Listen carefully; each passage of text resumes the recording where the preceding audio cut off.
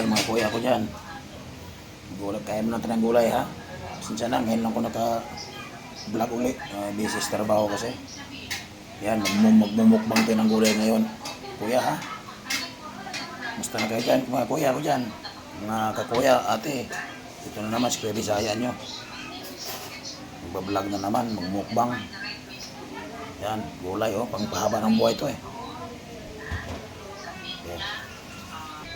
Yan, ito, hugasan muna natin ito. Para malinis pa. Bago natin lutuin sa riwa mga gulay ko. Galing to sa aking taniman doon sa ano. May mga taniman kasi tayo dito eh. Kaya bagong ano namitas ko kanina doon. Oh, ito kasi may mga ano, may mga sundalo dito nakatira oh, kaya tinanggal ko sundalo. Yan oh. Mga sundalo. Yan. Tayo, ito yung halo natin no. Tapos magperito ito ng tinapa. So, tinapa mga kuya. Mga kuya ko dyan, mga ate. Yan, no? Tinapa ba perito pang partner. Oh, sarap oh. Diba?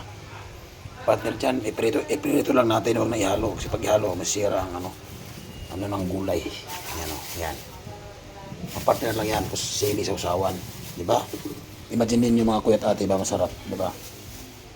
Daming ulam eh, ito pa nga o. Luluto pa nga o. Nag-adobo yung anak ko ng gulay, ng ano. Pwede na. Ito pa, ulam pa rin to. Grabe naman to. Tinulang manok ko. Oh, ginisa. Nilaga pala, nilaga. Yan. Ito oh, mga kuya oh, yung partner ko sa gulay oh. Tinapang ano, tuloy. Tuloy na sa Bisaya oh, tuloy na sa Tagalog tamban.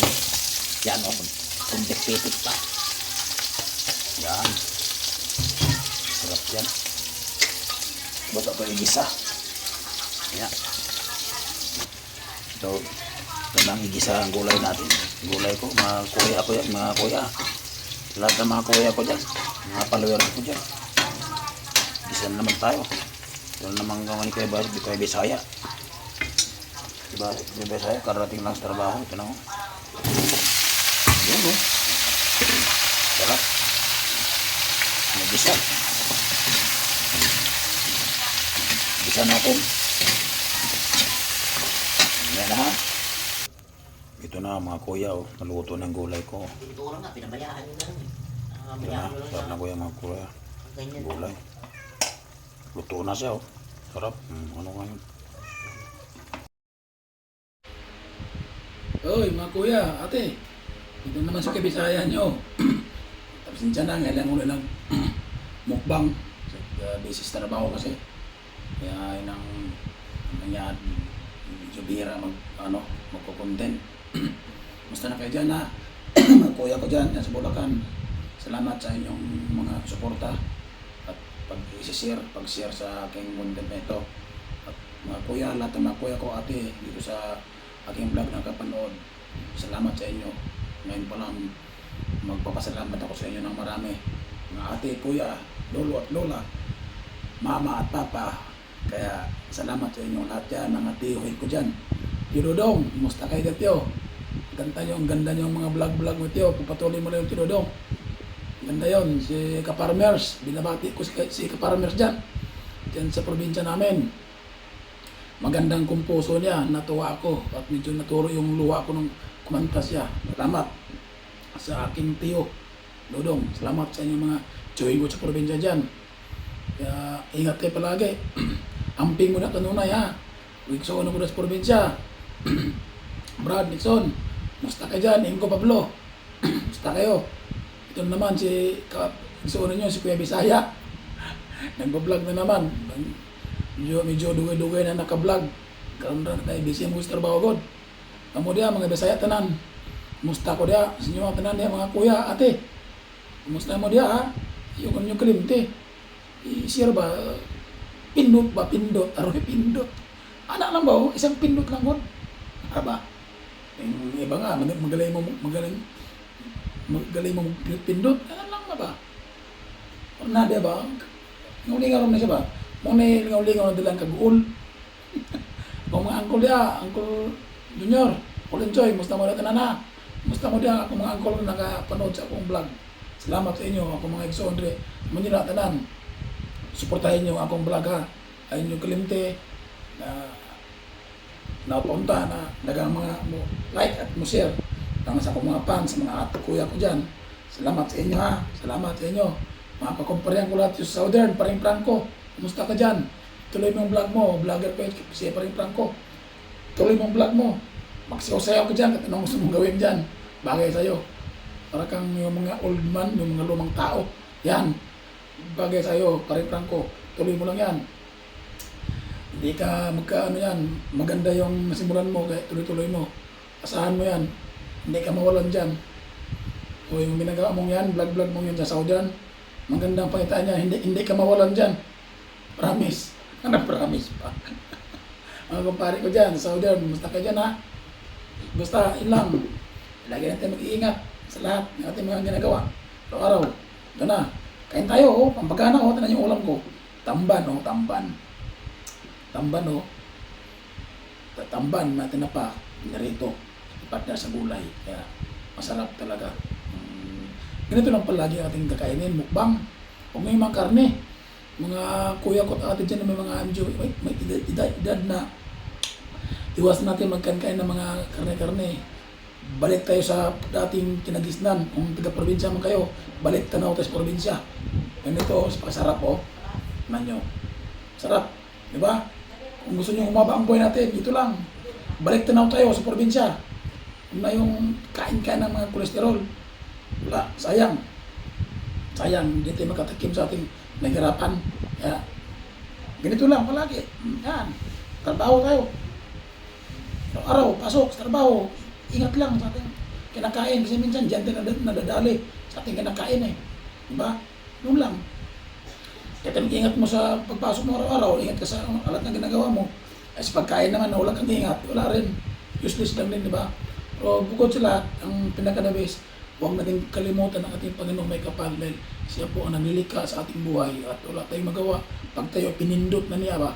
Pag pinindot na niya ng ating Panginoon, wala ka. Kuha ka na niya. Nakuha. Lagi. Pag pinindot na, parang cellphone ba? Pag sinero, pinindot. Kaya pag pinindot natin Panginoon, sabihin, kuha ka na niya. Kaya pasalamat tayo. Sa lahat na oras, kailangan pasalamat tayo sa Kanya dahil wala naman tayong magawa kung wala siya, di ba?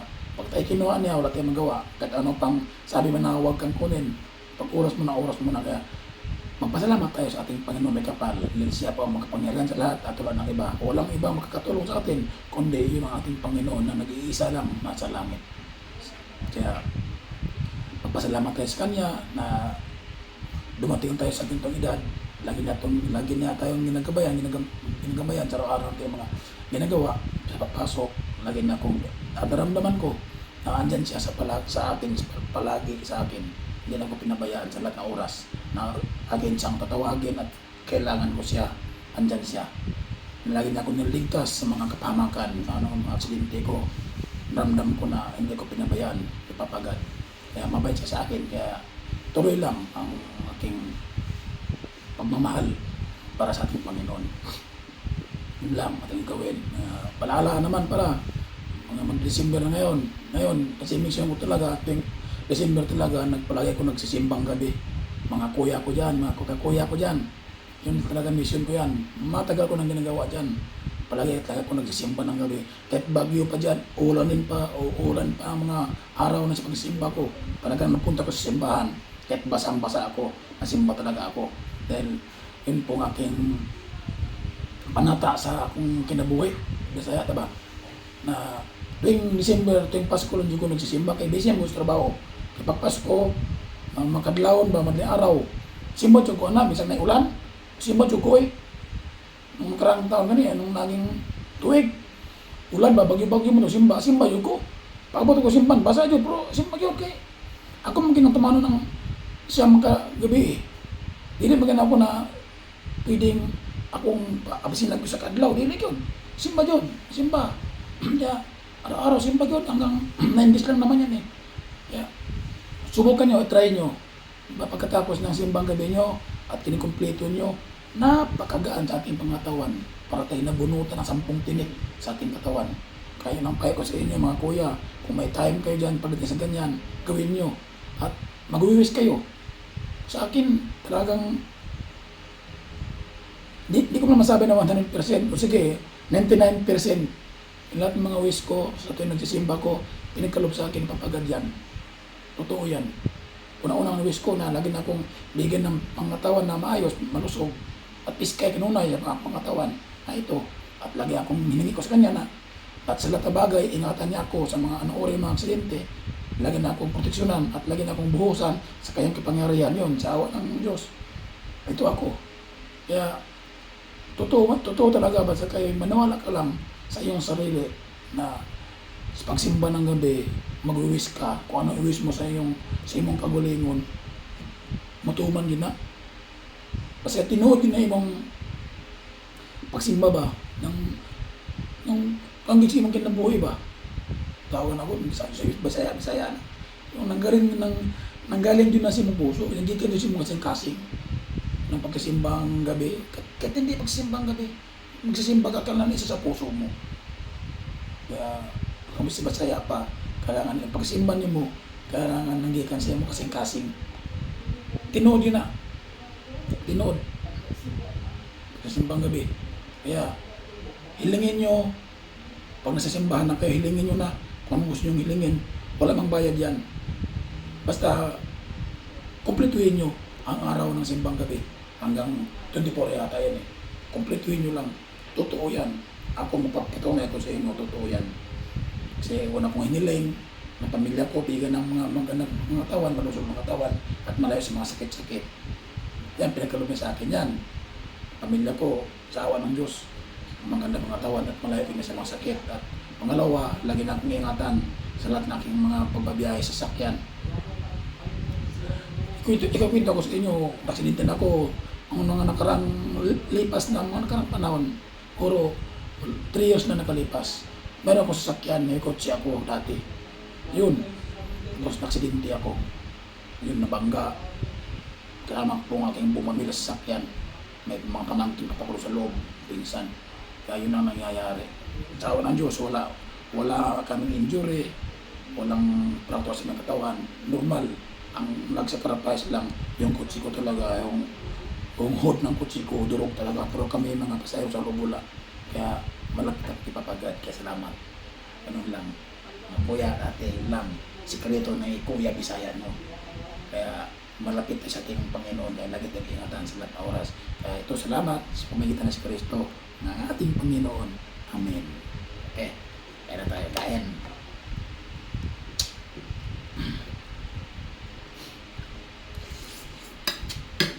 Kamay sa kamay.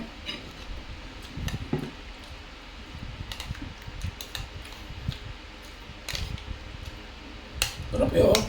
Tama gulay ko. Lutong Bisaya mo na yan. Lutong Bisaya.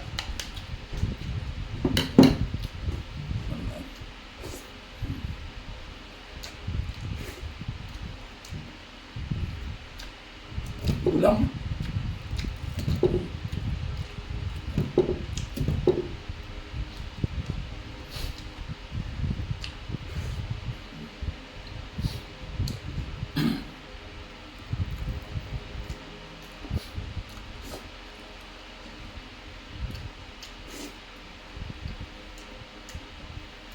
Sarap ng gulay. Sariwa.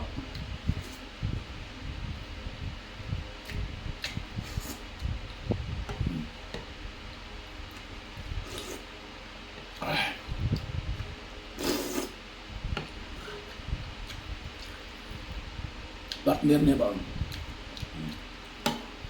Tuloy.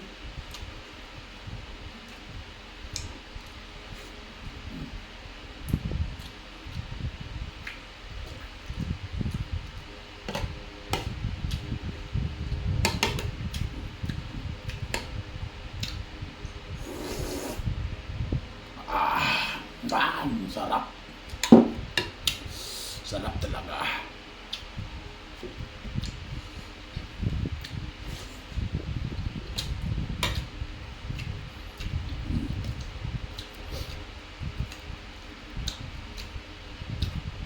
Okra, sarap.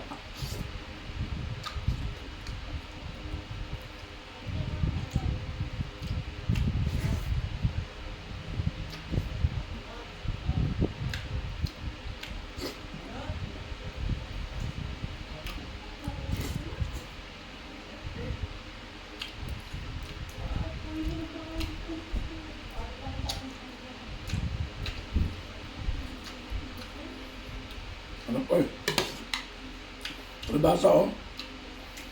Mga vitamins talaga mga gulay, no? Ito talaga yung sekreto ko. Okra, kalabasa. Ang okra kasi sabi nila, ang kalabasa kasi sabi nila, pang ano to, pang palinaw ng mata. Ang palinaw yung kalabasa. Tapos yung talong naman, yung talong, pang patirik ng mata. Joke lang.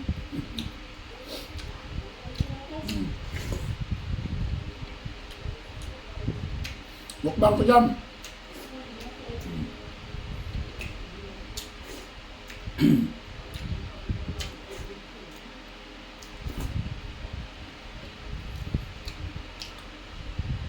Mukbang.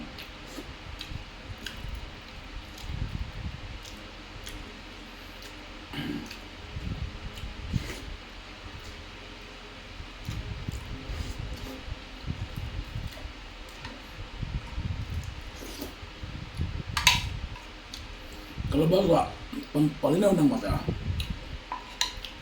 Ang talong, pampatirik ng mata. Ano pa?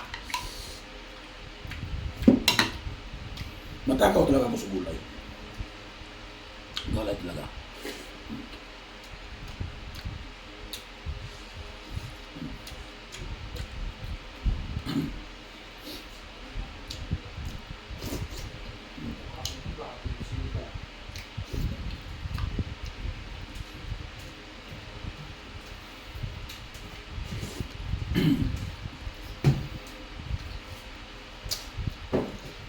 Sarap. Pakdaw ba? Tinapang tamban. Tamban.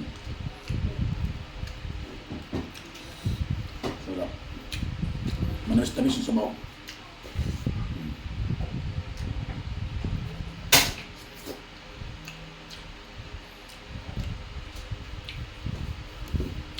Sikreto na kay Bisaya. Gulay. Yan. Ang kalabasa, pampalinaw ng mata. Ang talong, pampatirik ng mata. Sarap.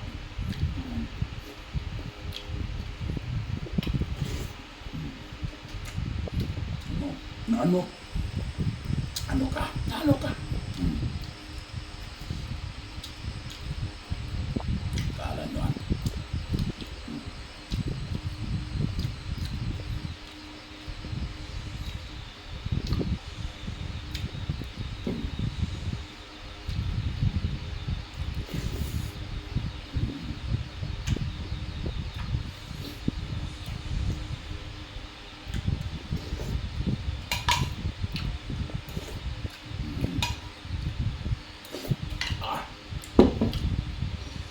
Lami. Lami kayo. Ang mga kuya Bisaya dyan. Sarap. Ano ka? Ano ka? Ano? Ay, ulam dyan sa ano, adobo ba? Adobong baboy dyan. Pwede kumain dyan adobo. Kulay. Mga anak ko dyan, may kami sila. Ulam na adobo. Wala ka ito. Gulay sa gulay. Kailangan pag ito na natin edad, balik tayo, balik tanaw tayo. Balik probinsya na natin mga ulam, gulay. Diba mag edad na tayo mga kuya ko dyan. Yung dapat balik tanaw ba kung tuwagin balik tanaw. Ano? Dulog. Diyan. Pag yung kumain ng mga cholesterol na pagkain na kapag. Oo, masarap siya. Kaya lang, manghihina ka pag nabusog siya, manghihina ka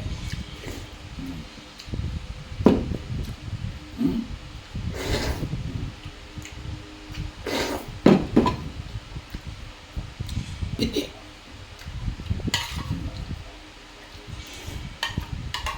Piti na. Lamig kayo eh.